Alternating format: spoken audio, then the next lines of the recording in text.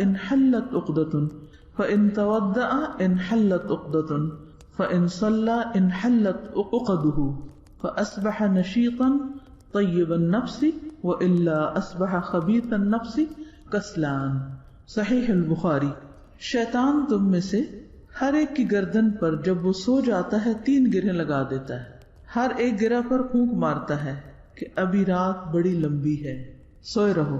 تو جب کوئی بیدار ہوتا ہے اور اللہ کا ذکر کرتا ہے تو ایک گرہ کھل جاتی، اور جب وضو کرتا ہے تو اس پر سے دوسری گرہ کھل جاتی، اور جب وہ نماز پڑھ لیتا ہے تو تیسری گرہ بھی کھل جاتی. پھر وہ صبح کو حشاش بشاش خوش مزاج اٹھتا ہے، ورنہ اس کی صبح نفس کی خباثت اور سستی کے ساتھ ہوتی. اس کیفیت کا آپ سب نے ایکسپیرینس کیا ہوگا کہ انسان جب رات کو سو رہا ہوتا ہے تو اس کو خیال آتا ہے کہ کہیں صبح تو نہیں ہوگی، پھر کہتے ہیں کہ نہیں ابھی کافی وقت ہے، ابھی کافی وقت ہے، اور پھر اسی میں ہی تہجد بھی چلی جاتی ہے اور بعض اوقات فجر بھی لیٹ ہو جاتی. تو کرنا کیا چاہیے کہ جب آنکھ کھل جائے تو انسان اللہ کو یاد کرنے لگے. اس کا فائدہ یہ ہوگا کہ اس کے اوپر سے شیطان کا اثر دور ہوگا اور اس کو اٹھنا آسان ہو جائے گا. بعض کہتے ہیں نا کہ اٹھنا مشکل لگتا ہے، تو اٹھنے کی آسانی کے لیے ذکر ضروری ہے. حضرت حذیفہ رضی اللہ عنہ سے روایت ہے کہ رسول اللہ صلی اللہ علیہ وسلم جب جاگتے تو فرماتے الحمد للہ الذی احیانا بعدما اماتنا والیہ النشور. تمام تعریف اللہ کے لیے ہے جس نے ہمیں مرنے یعنی سونے کے بعد دوبارہ زندگی دی اور اسی کی طرف لوٹ کر جانا ہے. تو اس سے بھی کیا پتہ چلتا ہے کہ آپ جو صبح کے وقت ذکر فرماتے اس کے بھی مخصوص الفاظ تھے، اور پھر اس سے بھی پتہ چلتا ہے کہ سونا جو ہے وہ مرنے کی طرح ہے. بعدما اماتنا، یہاں نیند کے لیے موت کا لفظ استعمال ہوا ہے. وَإِلَيْهِ النُّشُورُ، اور اسی کی طرف لوٹ کر جانا ہے. یعنی مرنے کے بعد جب جی اٹھیں گے تو اللہ کے حضور حاضر ہوں گے. تو ہماری روزانہ کی روٹین میں بھی کیا ہونا چاہیے کہ سونے کے بعد جب ہم جاگیں تو اللہ کے حضور حاضر ہو جائیں، اور کاموں کی طرف نہ جائیں بلکہ پہلے اللہ سے ملاقات یعنی نماز کے لیے اپنے آپ کو تیار کریں. موت کی جو کیفیت ہے یا موت کی جو حالت ہے وہ نیند سے صرف ظاہری صورت میں ہی نہیں مشابہ، کئی اعتبار سے اس میں شباہت ہے. نیند کے دوران ہماری کیفیت کیا ہوتی ہے، خواب کس قسم کے دیکھتے ہیں، نیند کی کیفیت کیا ہے، اس میں رات کے اندھیرے میں کیا بہت وحشت ہوتی ہے، بہت خوف آتا ہے، گھبراہٹ ہوتی ہے، نیند ٹھیک نہیں ہے، خواب پریشان کن ہے. کبھی کبھار تو سب کے ساتھ ہوتا ہے، لیکن کیا ایک ریگولر روٹین میں ایسا سب کچھ ہو رہا ہے. پھر یہ کہ اس میں ہمیں اطمینان اور سکون کس چیز سے حاصل ہوتا ہے. تو قبر میں انسان کی کیفیت ایسے ہی ہوگی جیسے بستر میں ہے، یعنی بستر بھی ایک قبر کی مشابہت رکھتا ہے. اور آپ نے اکثر دیکھا ہوگا کہ جب کوئی شخص سویا ہوا ہوتا ہے، سو رہا ہے اور اوپر سے رضائی اڑی ہوئی ہے، تو دور سے اگر آپ سوئے ہوئے لوگوں کو دیکھیں اور قبرستان کو دیکھیں تو کافی حد تک شباہت ظاہر میں بھی نظر آ رہی ہوتی. اور پھر اسی طرح اس کیفیت میں بھی اور اس سکون یا وحشت کی حالت میں بھی. اکیلے ہونے میں عام طور پہ ڈر تو لگتا ہی ہے انسان کو، لیکن لیٹنے کے بعد انسان کے فکر کیا ہوتے ہیں، ہم کیا ہوتے ہیں، خوف کیا ہوتے ہیں، سوچیں کیا ہوتی ہیں، بے چینی کس قسم کی ہے. تو جس طرح دن زندگی کی علامت ہے اور رات یا نیند موت کی علامت ہے یا موت سے قریب ہے، اسی طرح زندگی کے گزرنے کے بعد یعنی دن سارا ہمارا مشغول ہوتا ہے نا، تو بہت سی باتیں رات کو سوتے وقت یاد آ رہی ہوتی ہیں، یا سونے کے بیچ میں جو آنکھ کھلتی ہے، آدھی رات کو آنکھ کھل جاتی ہے، کسی وقت بھی آنکھ کھل جاتی، تو اس وقت ہماری کیفیت کیا ہوتی؟ وہ ہمارے ضمیر کی آواز یا ہماری سوچ یا ایسے خیالات اس وقت ہمارے اوپر آتے ہیں کہ جن کے اوپر ہم عام طور پر دن میں توجہ نہیں کرتے، جو ہم اندر کی آواز دن میں نہیں سن پاتے، کیونکہ دن میں باہر کی آوازیں بہت ہوتی ہیں، اندر کی نہیں سنائی دیتی پھر انسان کو. اور انسان بہت سے کام اور بہت سے فیصلے اور بہت سے باتیں صرف پریشرز میں کر رہا ہوتا ہے، یا جیسے دیکھتا ہے اس سے متاثر ہو جاتا ہے، ویسی کیفیت اس کی ہوتی. لیکن جب انسان سو جاتا ہے اور سو کے جب بیچ میں اٹھتا ہے، جب ساری دنیا سو رہی ہوتی، اس وقت انسان کو جو خیال آتا ہے اس کو خاص طور پر نوٹ کرنے کی ضرورت ہے. کیا سوچ آتی ہے، کیا کیفیت ہوتی، دل کی کیا کیفیت ہوتی ہے، آس پاس کی کیفیت کے بارے میں کیا احساسات ہوتے ہیں، اللہ کی یاد کتنی آتی ہے.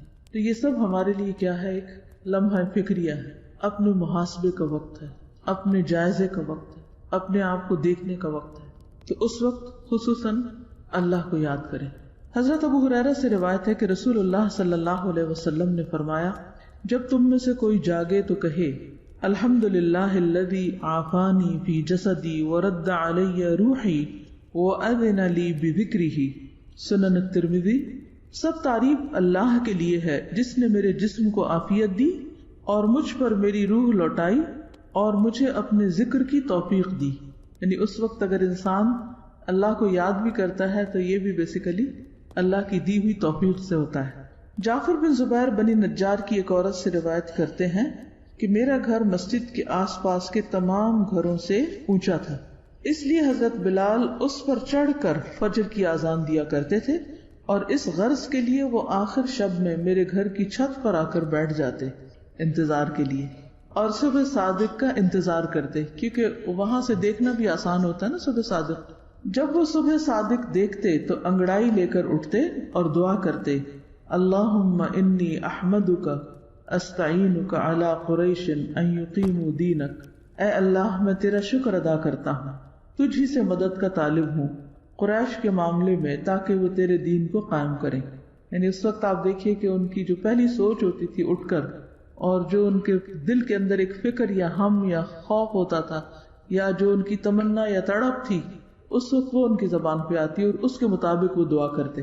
تو اس سے بھی پتہ چلتا ہے کہ جب سوتے وقت ہمیں کوئی اندیشے لاحق ہو، کسی خاص چیز کی فکر ہو، کسی خاص طرف سے پریشانی ہو، تو اللہ کے ذکر کے ساتھ اس دعا کو بھی شامل کیا جا سکتا ہے. خصوصاً وہ دعا جو پیچھے سونے کے آداب میں آپ نے پڑھی کہ جس کو پڑھنے سے پھر دعا قبول ہوتی.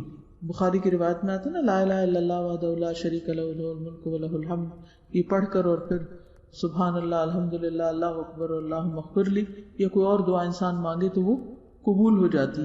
تو اس وقت انسان اللہ سے دعا مانگے اپنی بھلائی کی، دین کی ترقی کی، لوگوں کی دین کی طرف آنے اور ہدایت پر قائم ہونے کی. جیسے یہ قریش کے لیے دعا مانگ رہے تو آپ اپنے گھر والوں کے لیے، اپنے بچوں کے لیے، جن کا بھی آپ کو ہم و غم ہے کہ وہ بھی دین کی طرف آئیں، ان کے لیے دعا کریں. اس سے بھی پتہ چلتا ہے کہ صحابہ کرام کا غم اور ہم کیا تھا. وہ عورت بیان کرتی ہے کہ اس کے بعد حضرت بلال آذان دیتے، بخدا ہم نے کبھی نہ دیکھا کہ کسی رات انہوں نے اس دعا کو چھوڑا.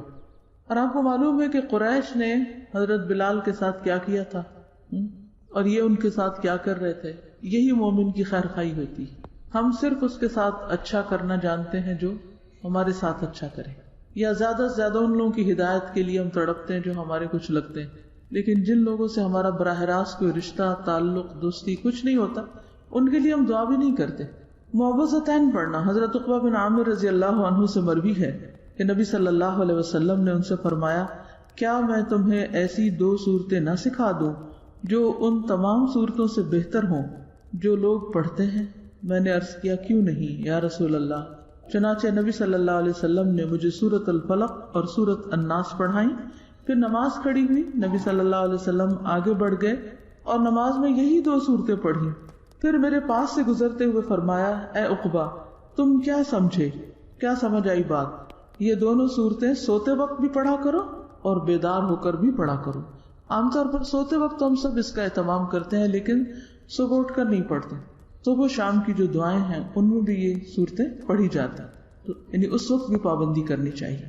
تہجد، قبولیت کا خاص وقت. حضرت جابر سے روایت ہے کہ میں نے نبی صلی اللہ علیہ وسلم کو یہ فرماتے ہوئے سنا، ان فی اللیل لساعة لا يوافقها رجل مسلم يسأل الله خيرا من امر الدنيا والآخرة الا اعطاه اياه وذلك كل ليلة.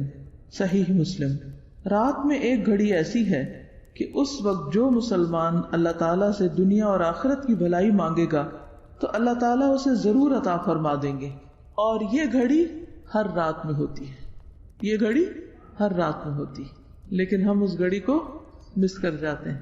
حضرت ابو ہریرہ سے روایت ہے کہ رسول اللہ صلی اللہ علیہ وسلم نے فرمایا، ہمارا مالک اور رب تبارک و تعالی ہر رات کو جس وقت آخری تہائی رات باقی رہ جاتی ہے آسمان دنیا کی طرف نزول فرماتا ہے اور ارشاد فرماتا ہے کون ہے جو مجھ سے دعا کرے اور میں اس کی دعا قبول کروں، کون ہے جو مجھ سے مانگے میں اس کو عطا کروں، کون ہے جو مجھ سے مغفرت اور بخشش چاہے میں اس کو بخش دوں۔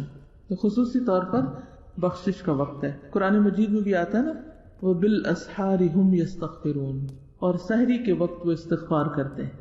اور دعاؤں کے ساتھ ساتھ اپنی بخشش کی دعا مانگنا بھی ضروری ہے، کیونکہ ہم انسان ہیں، خطا کار ہیں، غلطیاں ہیں ہم میں، اور نہیں معلوم کس دن اس دنیا سے چلے جائیں، تو بوجھ لے کے دل پہ نہ جائیں، دل کے اطمینان کے ساتھ جائیں، کیونکہ انسان جس حال میں مرے گا اسی میں اٹھے گا۔ اگر دل کی بے چینی کے ساتھ دنیا سے رخصت ہو رہے ہیں، حسرتیں لیے دل میں، تو پھر مر کے بھی حسرتیں ساتھ ہی رہیں گی، کیونکہ مرنے کے بعد دل تبدیل نہیں ہوگا۔ تو ان تمام چیزوں کا علاج کیا ہے کہ انسان ساتھ کے ساتھ اپنی صفائی کرتا رہے، ساتھ کے ساتھ استغفار کرتا رہے۔ اللہ تعالیٰ کا بندے سے قریب آنا، حضرت عمرو بن عبسہ سے روایت ہے کہ رسول اللہ صلی اللہ علیہ وسلم نے فرمایا اقرب ما يكون الرب من العبد في جوف الليل الآخر فإن استطعت أن تكون ممن يذكر الله في تلك الساعة فكن۔ رات کے آخری حصے میں رب اپنے بندے کے بہت زیادہ قریب ہو جاتا ہے، اگر تم اس وقت اللہ تعالیٰ کا ذکر کرنے والوں میں سے ہو سکو تو ایسا کر لیا کرو۔ ٹھیک ہے کہ جب اللہ بندے کے قریب ہو، یعنی انسان اللہ تعالیٰ کے قرب کو محسوس بھی کرتا، اس وقت خصوصی طور پر اللہ کا ذکر کرنا چاہیے، دعائیں مانگنی چاہیے، وہ وقت ہے ہی اس کام کے لیے۔ بعض لوگ کسی جاب کی وجہ سے، بیماری کی وجہ سے، کسی سفر وغیرہ کی وجہ سے اگر کبھی اٹھ بھی جائیں آدھی رات کے بعد یا تہجد کے وقت جاگ بھی رہے ہوں، تو بھی ادھر ادھر کی باتیں، گپ شپ، ہنسی مذاق اور چیزیں چل رہی ہوتی ہیں، لیکن اس دن میں آنے والے اس موقع کو بھی استعمال نہیں کرتے، فائدہ نہیں اٹھاتے۔ یہ بہت ضروری ہے کہ ہم ان تمام اوقات میں اللہ کی طرف راغب ہوں اور ہمیں ان اوقات کی فضیلت اور دوسرے اوقات کے مقابلے میں افضلیت بھی پتہ ہو، تاکہ خوب فائدہ اٹھا سکیں۔ بہترین نماز، حضرت ابو ہریرہ سے روایت ہے کہ رسول اللہ صلی اللہ علیہ وسلم نے فرمایا فرض نماز کے بعد سب سے افضل درمیان رات کی نماز ہے نماز تہجد۔ قرب حاصل کرنے کا ذریعہ، حضرت ابو امامہ رضی اللہ عنہ سے روایت ہے کہ رسول اللہ صلی اللہ علیہ وسلم نے فرمایا کہ نماز تہجد کی پابندی کرو، کیونکہ یہ پابندی تم سے پہلی قوموں کے نیک لوگوں کا طریقہ اور شعار رہا ہے، اور یہ تمہارے لیے اپنے رب کا قرب حاصل کرنے کا بہترین طریقہ ہے، اور کوتاہی کو مٹانے والا اور گناہوں سے باز رکھنے والا ہے، یعنی انسان کی کوتاہیاں، کمیاں جو ہو جاتی ہیں ان کو ختم کرنے والا ہے۔ تہجد شکر گزاری کا ذریعہ، حضرت مغیرہ بن شعبہ سے روایت ہے کہ رسول اللہ صلی اللہ علیہ وسلم نے اس قدر طویل قیام فرمایا، یعنی رات کو اتنی طویل تہجد کی نماز پڑھی کہ آپ کے قدم مبارک سوج گئے، تو آپ سے عرض کیا گیا کہ آپ ایسا کیوں کرتے ہیں جبکہ آپ گناہوں سے پاک ہیں؟ آپ صلی اللہ علیہ وسلم نے ارشاد فرمایا تو کیا میں اس احسان عظیم کا زیادہ شکر کرنے والا بندہ نہ بنوں؟ یعنی اللہ نے مجھ پر جو احسان کیا ہے کہ نبوت عطا کی، اپنی نعمت عطا کی، دین مکمل کیا، تو اس کے لیے میں شکر گزار نہ بنوں؟ اس کا مطلب یہ ہے کہ شکر گزاری کے لیے انسان کو مزید اپنی روٹین سے ہٹ کر زیادہ عبادت کرنی چاہیے، چاہے نماز کی شکل میں یا صدقہ خیرات یا روزہ رکھ کر یا کوئی بھی اچھا عمل یا عبادت کر کے۔ قبولیت دعا کا موقع، حضرت عبادہ بن صامت سے روایت ہے کہ رسول اللہ صلی اللہ علیہ وسلم نے فرمایا جس کی رات کے وقت آنکھ کھل جائے اور وہ جاگنے پر یہ کلمات کہے لا الہ الا اللہ وحدہ لا شریک لہ لہ الملک ولہ الحمد وہو علی کل شیء قدیر الحمد للہ وسبحان اللہ ولا الہ الا اللہ واللہ اکبر ولا حول ولا قوة الا باللہ، پھر کہے اللہم اغفر لی، یا کوئی دعا کرے تو دعا قبول ہوگی، اور اگر بستر سے اٹھ کر وضو کرے اور نماز پڑھے تو اس کی نماز مقبول ہوگی۔ صحیح بخاری کی روایت ہے یہ، یعنی اللہ کے سوا کوئی معبود نہیں، وہ اکیلا ہے، اس کا کوئی شریک نہیں، اسی کی بادشاہت ہے، اسی کے لیے تمام تعریف ہے اور وہ ہر چیز پر قادر ہے۔ سب تعریفیں اللہ کے لیے ہیں اور اللہ تعالیٰ ہر عیب سے پاک ہے۔ اللہ کے سوا کوئی معبود برحق نہیں، اللہ بہت بڑا ہے، اور اللہ کی توفیق کے بغیر گناہ چھوڑنے کی طاقت اور نیکی کرنے کی قوت نہیں ہے۔ اے اللہ مجھے بخش دے۔ پھر ہے ہاتھ دھونا، حضرت ابو ہریرہ سے روایت ہے کہ نبی اکرم صلی اللہ علیہ وسلم نے فرمایا اذا استيقظ احدكم من نومه فلا يغمس يده في الاناء حتى يغسلها ثلاثا فانه لا يدري اين باتت يده. صحیح مسلم. جب تم میں سے کوئی اپنی نیند سے بیدار ہو تو اپنے ہاتھ کو کسی برتن میں نہ ڈالے یہاں تک کہ اس کو 3 مرتبہ دھو لے، کیونکہ وہ نہیں جانتا کہ اس کے ہاتھ نے رات کہاں گزاری. جب سوتے وقت انسان غافل ہوتا ہے تو اس لیے بہتر ہے کہ جب انسان اٹھے تو کسی اور برتن میں ہاتھ ڈالنے سے پہلے اپنے ہاتھ دھوئے. مسواک کرنا، حضرت حذیفہ فرماتے ہیں کان رسول اللہ صلی اللہ علیہ وسلم اذا قام لیتہجد یشوص فاہ بالسواک. رسول اللہ صلی اللہ علیہ وسلم جب تہجد کے لیے اٹھتے تو اپنے منہ میں مسواک کو دائیں بائیں ملتے تھے، اوپر نیچے نہیں، رائٹ اینڈ لیفٹ. آل عمران کی آخری 10 آیات پڑھنا. بیدار ہونے پر نیند کا غلبہ دور کرنے کے لیے آنکھیں ملیں اور سورۃ آل عمران کی آخری 10 آیات کی تلاوت کریں. حضرت عبداللہ بن عباس سے روایت ہے کہ انہوں نے ایک رات نبی صلی اللہ علیہ وسلم کی زوجہ اور اپنی خالہ حضرت میمونہ کے گھر میں رات گزاری. وہ فرماتے کہ میں تکیے کے عرض کی طرف لیٹ گیا اور رسول اللہ صلی اللہ علیہ وسلم اور آپ کی اہلیہ نے تکیہ کی لمبائی پر آرام فرمایا. رسول اللہ صلی اللہ علیہ وسلم سوتے رہے اور جب آدھی رات گزر گئی یا اس سے کچھ پہلے یا کچھ بعد آپ بیدار ہوئے اور اپنے ہاتھوں سے اپنی نیند کو دور کرنے کے لیے آنکھیں ملنے لگے. پھر آپ صلی اللہ علیہ وسلم نے سورۃ آل عمران کی آخری 10 آیتیں تلاوت فرمائیں، ان فی خلق السماوات والارض سے آخر تک. نماز تہجد. حضرت عائشہ سے روایت ہے کہ رسول اللہ صلی اللہ علیہ وسلم رات کی نماز میں قرات کبھی بلند آواز سے کرتے تھے اور کبھی آہستہ آواز سے. چینج کی ضرورت کیوں ہوتی ہے؟ کبھی بلند کبھی آہستہ. ہم جب ایک چیز کو لے لیتے ہیں تو بس اس کو ایک خاص ڈبے میں ڈال کے اتنا ہی رکھتے ہیں، آگے پیچھے نہیں کرتے. تو کیا ضرورت ہوتی ہے چینج کی؟ کیوں چینج کرنا چاہیے؟ عمل میں بہتری آتی. کسی بھی چیز کی جب روٹین ہوتی ہے نا، مثلاً اگر کھانے میں ایک ہی چیز روز کھا رہے ہیں، روٹین میں آسانی تو بہت ہوتی ہے لیکن کبھی کبھی روٹین کو توڑنا بھی چاہیے، کیونکہ اس کے بعد پھر انسان دوبارہ اپنی روٹین میں آتا ہے تو بہت اچھی طرح کام کر لیتا ہے. ہر روز جب سوچنا پڑتا ہے تو دماغ ایکٹیو بھی رہتا ہے. ورنہ آپ اٹھے ایک روٹین میں اور وضو کیا اور جا کے کھڑے ہو گئے، تہجد بھی پڑھ لیے، سب کچھ کر لیا، لیکن اس کا اثر دل پہ نہیں پہنچتا. یعنی ہمارے بہت سے اعمال ایسے ہیں جن کا اثر ہمارے ظاہر پر ہی رہتا ہے، اندر نہیں جاتا. ہونا کیا چاہیے کہ ہماری سوچوں اور نیتوں کا اثر ہمارے عمل میں دکھائی دینا چاہیے، اور جو ہم عمل کرتے ہیں اس کا اثر ہمارے دل تک جانا چاہیے، روح تک جانا چاہیے. بہت دفعہ ہم عمل کر رہے ہوتے ہیں، کام کر رہے ہوتے ہیں، لیکن مشین بن کے روٹین میں اس کے اندر کوئی روح نہیں ہوتی، کوئی جان نہیں ہوتی، کوئی خوشی نہیں ہوتی. ایسا کیوں ہوتا ہے؟ ایک گیپ ہے نا، فاصلہ ہے. اگر سردی گرمی کا اثر ہمارے دل تک جاتا ہے تو اچھے کام کا اثر بھی دل تک جانا چاہیے. نیکی وہ ہے نا جسے کرنے کے بعد انسان کے دل کو خوشی حاصل ہوتی، اور گناہ وہ ہے جس پر تیرا دل کھٹکے، دل میں کھٹکا آ جائے، ٹھیک نہیں کیا، اچھا نہیں کیا، بس وہیں سے اپنے آپ کو پکڑ لیں. اثر گیا نا دل پر. اصل نیکی اور اصل گناہ یہی ہوتا ہے کہ جو دل پر اثر انداز ہوتا ہے. تو دل کی اصلاح کا انحصار کس پر ہے؟ اچھے عمل پر. اور اچھے عمل کی بنیاد کس پر؟ اچھی نیت پر. نیت، عمل، دل.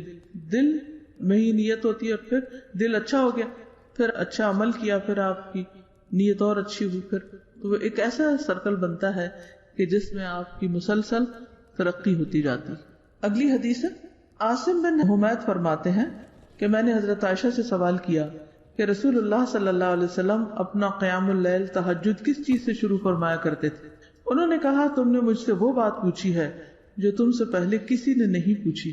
آپ صلی اللہ علیہ وسلم جب نماز کے لیے کھڑے ہوتے تو کہتے اللہ اکبر 10 بار، الحمدللہ 10 بار، سبحان اللہ 10 بار، لا الہ الا اللہ 10 بار، استغفر اللہ 10 بار، اور پھر یہ دعا پڑھتے اللہم اغفر لی واہدنی وارزقنی وعافنی ویتعوذ من ضیق المقام یوم القیامہ، یعنی اللہم انی اعوذ بک من ضیق المقام یوم القیامہ. یعنی یہ دعا میں الفاظ اس طرح بھی ہونے چاہیے، اے اللہ مجھے بخش دے، مجھے ہدایت دے، مجھے رزق عطا فرما، اور مجھے آرام اور راحت سے بہرور فرما. اور قیامت کے روز میدان حشر میں کھڑے ہونے کی تنگی سے پناہ مانگتے تھے کہ وہاں کھڑا ہو کے تنگ نہ ہو جاؤ، یہ تنگ جگہ پہ نہ کھڑا. اگر حضور صلی اللہ علیہ وسلم اپنے لیے دعا مانگتے تھے تو ہمیں نہیں مانگنی چاہیے، لیکن ہمیں تو پتہ ہی نہیں کہ یہ بھی دعا ہوتی.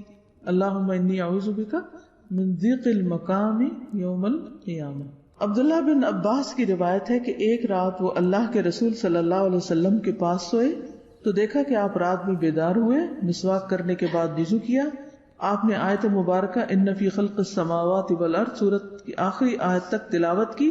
اس کے بعد آپ نماز کے لیے کھڑے ہوئے اور 2 رکعتیں ادا کی جن میں قیام اور رکوع اور سجود کو لمبا کیا. پھر آپ صلی اللہ علیہ وسلم نماز سے فارغ ہو کر سو گئے یہاں تک کہ خراٹے لینے لگے. اسی طرح آپ نے 3 بار کیا اور 6 رکعت ادا کی. ہر مرتبہ آپ سو کر اٹھنے کے بعد مسواک کر کے وضو کرتے اور قرآن کی مذکورہ بالا آیات تلاوت کرتے. آخر میں آپ نے 3 رکعت وتر پڑھی. اس کے بعد بلال نے آپ کو فجر کی نماز کی اطلاع دی تو آپ نے نیند سے بیدار ہو کر بغیر وضو کیے نماز ادا کی. یعنی اس وقت آپ سوئے نہیں تھے کیونکہ سونے سے وضو نہیں رہتا. اس رات آپ نے اللہ تعالیٰ سے یہ دعا کی اللہم اجعل فی قلبی نورا وفی لسانی نورا واجعل فی سمعی نورا واجعل فی بصری نورا واجعل من خلفی نورا ومن امامی نورا واجعل من فوقی نورا ومن تحتی نورا اللہم اعطنی نورا. اے اللہ ڈال دے میرے دل میں نور، میری زبان میں نور اور میرے کان میں نور اور میری آنکھوں میں نور، اور بنا دے میرے پیچھے نور اور میرے آگے نور، اور بنا دے میرے اوپر نور اور میرے نیچے نور. اے اللہ مجھے نور عطا فرما. اس سے یہ پتہ چلتا ہے کہ مختلف دعائیں بھی پڑھنی چاہیے. کسی رات ایک دعا، دوسری رات دوسری دعا، تیسری. اور اس کے لیے آپ کیا کر سکتے ہیں کہ دعاؤں کو اچھے کاغذوں پر خود لکھ کر کہیں رکھ دیں گھر میں تاکہ آپ ان کو پھر پڑھ سکیں. ہم ڈیکوریشن کے لیے مختلف چیزیں استعمال کرتے ہیں لیکن اچھی کیلیگرافی میں لکھی ہوئی دعائیں بہترین ڈیکوریشن ہو سکتی ہیں کہ جن کو ہم یاد دہانی کے لیے اگر کہیں لگائے ہوئے ہوں تو نماز کے وقت یا تہجد کے وقت یاد آ سکتا ہے. مثلاً رمضان میں تو سبھی لوگ اٹھتے ہیں سحری کے وقت، کچن میں ایسی دعاؤں کے پوسٹر لگا دینے چاہیے، اسٹیکر لگا دینے چاہیے تاکہ کام کے دوران بھی آپ کی نظر پڑتی رہے اور آپ ان دعاؤں کو پڑھتے رہیں. کوئی بھی طریقہ ہو یاد دہانی کا، لیکن یہ کہ جو جانے اس پر عمل کی کوئی صورت اختیار کرے، ورنہ تو پڑھیں گے جانیں گے کتاب بند اور ہمارا عمل وہی جو پہلے تھا، فائدہ کچھ نہیں. اب دیکھیے کہ مثلاً آپ نے کہیں کچھ کھایا، آپ کو ریسیپی بہت اچھی لگی، وہ فوڈ اچھی لگی، آپ نے ریسیپی لی، گھر لا کے آپ کیا کرتے ہیں؟ ریسیپی کو ٹرائی کرتے ہیں. اس کے لیے آپ کو وہ تمام چیزیں منگوانی پڑتی ہیں، خریدنے کے لیے جہاں خود جانا پڑتا ہے یا کسی کو بیچنا پڑتا ہے. پھر جب وہ چیزیں آتی ہیں تو بعض اوقات ان کو صاف کرنا پڑتا ہے. پھر اس کے بعد آپ ان کو اچھا خاصا ٹائم لگا کر پکاتے ہیں، پھر جا کر وہ مزہ اٹھاتے ہیں. تو ایک زبان کے مزے کے لیے ہم ساری بھاگ دوڑ تگ و دو سب کچھ کر لیتے ہیں، لیکن ایک حدیث پر عمل کرنے کے لیے، ایک اچھی بات پر عمل کرنے کے لیے ہم کوئی عملی طریقہ اختیار نہیں کرتے کہ اچھا یہ ریسیپی اب وہ پرلطف چیز بنے گی کیسے. اس کے بیچ کے مراحل ہم بھول جاتے ہیں. مثلا آپ ڈاکٹر کے پاس جائیں، نسخہ لکھوا کے گھر لا کے سجا کے رکھ دیں، بات نہیں بنے گی جب تک آپ کیمسٹ پہ یا فارماسسٹ کے پاس نہیں جائیں گے اور جا کر اس کو خریدیں گے نہیں اور پھر لا کر اس کے اوقات طے کر کے ان کے مطابق کھائیں گے نہیں. ورنہ تو ڈاکٹر کے پاس جانا ہی بیکار تھا. اگر آپ نے دوا نہیں لینی تھی، کھانی نہیں تھی، پھر کیوں گئے تھے؟ کیوں جاتے ہیں ڈاکٹر کے پاس؟ مشورے کے لیے، علاج کے لیے. پھر جب وہ بتاتا ہے اور ہم عمل نہیں کرتے تو آپ تو فیس ضائع کر رہے ہیں ایک کے بعد ایک دفعہ، حاصل کچھ نہیں آتا. تو اسی طرح کچھ لوگ دین کو بھی پڑھتے ہیں، فیس بھی دیتے ہیں، جاتے بھی، آتے بھی، تھکتے بھی، سب کچھ کرتے ہیں، لیکن جب عمل کی باری آتی ہے تو کچھ بھی نہیں کرتے. تو وہ جو بیچ کا مرحلہ ہے اس کے طریقے سوچا کریں کہ یہ کام مجھے کرنا پھر کس طرح. یہ تو پتہ چل گیا کیا کرنا ہے، لیکن یہ جاننا بھی ضروری ہے کہ کیسے کرنا ہے مجھے، کیونکہ جب تک کیسے کا حل نہیں ہوگا آپ کے پاس اس وقت تک کر نہیں سکیں گے. اور پھر یہ کہ کب کرنا ہے اور کس موقع پر کتنا کرنا ہے. چلیے آگے ہے. سیدنا عباس رضی اللہ عنہ سے مروی ہے کہ رسول اللہ صلی اللہ علیہ وسلم جب رات میں تہجد کے لیے کھڑے ہوتے فرماتے اللہم لک الحمد انت قیم السماوات والارض ومن فیہن ولک الحمد لک ملک السماوات والارض ومن فیہن ولک الحمد انت نور السماوات والارض ولک الحمد انت ملک السماوات والارض ولک الحمد انت الحق ووعدک الحق ولقاؤک حق ولک الحمد انت الحق ووعدک الحق ولقاؤک حق وقولک حق والجنة حق والنار حق والنبیون حق ومحمد صلی اللہ علیہ وسلم حق والساعۃ حق اللہم لک اسلمت وبک آمنت وعلیک توکلت وإلیک انبت وبک خاصمت وإلیک حاکمت فاغفر لی ما قدمت وما اخرت وما اسررت وما اعلنت انت المقدم وانت المؤخر لا الہ الا انت۔ اے اللہ، ہر طرح کی تعریف تیرے لیے ہے، تو سنبھالنے والا ہے آسمان و زمین کا اور ان چیزوں کا جو ان کے درمیان ہے، اور تیری ہی تعریف ہے، تیرے ہی لیے آسمان اور زمین اور ان کے درمیان کی تمام چیزوں پر حکومت ہے، اور تیری ہی تعریف ہے، تو نور ہے آسمان و زمین کا اور ان چیزوں کا جو ان کے درمیان ہے، اور تیری ہی تعریف ہے، تو بادشاہ ہے آسمان و زمین کا اور ان چیزوں کا جو ان کے درمیان ہے، اور تیری ہی تعریف ہے، تو سچا ہے اور تیرا وعدہ سچا ہے اور تیرا ملنا برحق ہے اور تیری بات سچی ہے، اور جنت اور دوزخ برحق ہے اور تمام پیغمبر برحق ہیں، اور محمد صلی اللہ علیہ وسلم سچے ہیں اور قیامت برحق ہے۔ اے اللہ، میں تیرا فرما بردار ہوں اور تجھ پر ایمان لایا ہوں اور تجھ پر بھروسہ کیا ہے اور تیری طرف رجوع کرتا ہوں اور تیری ہی مدد سے مخالفین کے ساتھ جھگڑتا ہوں اور تجھ ہی کو حاکم بناتا ہوں۔ تو میرے اگلے پچھلے ظاہر و پوشیدہ گناہوں کو معاف فرما دے۔ تو ہی آگے اور پیچھے کرنے والا ہے، کوئی معبود نہیں مگر تو ہی، یا فرمایا تیرے علاوہ کوئی معبود حقیقی نہیں۔ فجر کی سنتوں کے بعد تھوڑی دیر کے لیے دائیں پہلو پر لیٹنا۔ ایک حدیث میں ہے کہ رسول اللہ صلی اللہ علیہ وسلم فجر کی سنتیں پڑھنے کے بعد اپنے دائیں پہلو پر لیٹ جایا کرتے تھے، لہذا فجر کی سنتیں پڑھنے کے بعد اجر و ثواب کو حاصل کرنے کی خاطر اپنے دائیں پہلو پر لیٹ جائیں، پھر تھوڑی دیر کے بعد مسجد میں چلے جائیں، مرد حضرات یا خواتین جو ہیں وہ نماز پڑھنے، لیکن یہ اس کے لیے جو تہجد پیچھے پڑھ کے تھک چکا ہو۔ اس میں بھی حکمت یہ ہے نا کہ انسان پھر اگر تھکے ہوئے فرض پڑھ رہا ہے تو اب تہجد تو نفل ہے، بہرحال اس وقت تو آپ بہت چاقو چوبند تھے، لیکن جب اصل نماز کا وقت آیا تو آپ بس جلدی میں ختم کرنا چاہتے ہیں۔ تو اللہ تعالیٰ انسانی فطرت کو جانتے سمجھتے، تو ہمیں کہا گیا کہ چلو تھوڑا سا لیٹ جاؤ، مگر سونا نہیں۔ نماز فجر کے بعد رسول اللہ صلی اللہ علیہ وسلم کا عمل۔ عن جابر بن سمرۃ ان النبی صلی اللہ علیہ وسلم کان اذا صلی الفجر جلس فی مصلاہ حتی تطلع الشمس حسنا۔ حضرت جابر بن سمرہ سے مروی ہے کہ نبی اکرم صلی اللہ علیہ وسلم جب فجر کی نماز ادا کر لیتے تو اپنی جگہ پر بیٹھے رہتے یہاں تک کہ آفتاب اچھی طرح نکل آتا۔ نماز فجر کے بعد کیے جانے والے عمل پر ثواب۔ حضرت انس نے کہا کہ رسول اللہ صلی اللہ علیہ وسلم نے فرمایا، جس نے فجر کی نماز با جماعت ادا کی، پھر سورج نکلنے تک بیٹھا رہا، اللہ کو یاد کرتا رہا، پھر 2 رکعت نماز ادا کی، تو اسے مکمل ایک حج اور ایک عمرے کا ثواب ملے گا۔ اور آپ نے تاکید کے لیے لفظ مکمل کو 3 مرتبہ دہرایا، مکمل مکمل مکمل۔ لیکن اس وقت ہم سب کو کتنا رش ہوتا ہے، کتنی جلدی، بچوں کو اسکول جانا ہے، خود جانا ہے، ایسا کرنا ہے، ویسا کرنا ہے، یہ کام کر لیں، وہ کام کر لیں، اور چھٹی کے دن بھی پھر ہم کو سونا ہوتا ہے تو ہم یا کچھ اور کرنا ہوتا ہے۔ تو چلیے روزانہ نہ صحیح، ہفتے میں 1 دن کوئی رکھ لیں اس کام کے لیے، چلے اگر ہفتے میں 1 دن نہیں تو مہینے میں صحیح، اگر مہینے میں نہیں تو رمضان میں صحیح، یعنی کبھی تو زندگی میں کر ہی لیں، سال میں 1 دفعہ آج عمرہ کر لیں۔ قیلولہ کرنا۔ حضرت انس فرماتے ہیں، کننا نبکر بالجمعۃ ونقیل بعد الجمعۃ، ہم جمعہ جلدی پڑھ لیا کرتے تھے اور جمعہ کے بعد قیلولہ کرتے تھے، یعنی واپس آ کر آرام کرتے تھے۔ ایک ایک چیز کے اوپر نا الگ الگ ورک کریں۔